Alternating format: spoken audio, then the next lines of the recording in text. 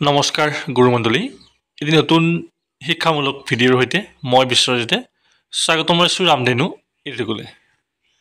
ইতিমধ্যে নতুন শিক্ষাবৰ্ষ আৰম্ভ হৈছে, গতিকে নিশ্চিতভাৱে আপোনালোকৰ বিদ্যালয়ত নতুন ছাত্ৰ ছাত্ৰীসকলৰ নাম আপোনালোকে এড কৰিছে।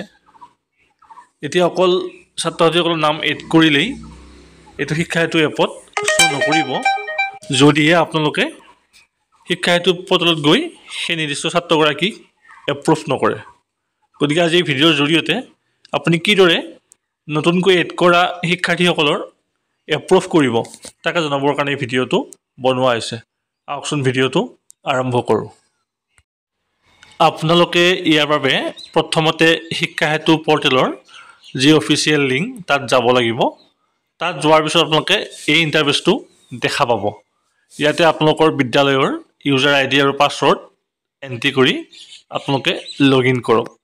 ছাকচেছফুলি লগ ইন কৰাৰ পাছত আপোনালোকে এইটো ডেছবৰ্ড ইণ্টাৰফেচ দেখা পাব। এতিয়া আপোনালোকে ওপৰৰ ফালে থ্ৰী লাইনছত ক্লিক কৰক। থ্ৰী লাইনছত ক্লিক কৰাৰ পিছত ইয়াত কেইবাটাও অপশ্যন দেখা পাব। ইয়াতে আপোনালোকে তলৰ ফালে চাব ষ্টুডেণ্ট এপ্ৰুভেল, ইয়াতে আপুনি ক্লিক কৰক। ক্লিক কৰাৰ লগে লগে আপুনি যিকেইগৰাকী নতুন ছাত্ৰ ছাত্ৰী এড কৰিছিল সেই নতুন ছাত্ৰ ছাত্ৰী কেইগৰাকীৰ নাম ইয়াত দেখুৱাই দিব। এতিয়া আপুনি তলৰ ফালে স্ক্ৰল ডাউন কৰিব, ইয়াত দেখা পাব এপ্ৰুভ এণ্ড ৰিজেক্ট। যদি আপুনি এপ্ৰুভ কৰিব বিচাৰে তেনেহ'লে আপুনি এপ্ৰুভত ক্লিক কৰিব, যদি আপুনি কিবা কাৰণত ৰিজেক্ট কৰিব বিচাৰে তেনেহ'লে আপোনালোকে ৰিজেক্টত ক্লিক কৰিব। যদি আপুনি এপ্ৰুভত ক্লিক কৰে তেনেহ'লে ইয়াতে এটা কনফাৰ্মেশ্যন বিচাৰিব। Are you sure you want to approve selected student. ইয়াতে আপোনালোকে কেনচেল আৰু এপ্ৰুভ আহিব, আপোনালোকে এপ্ৰুভত ক্লিক কৰিব।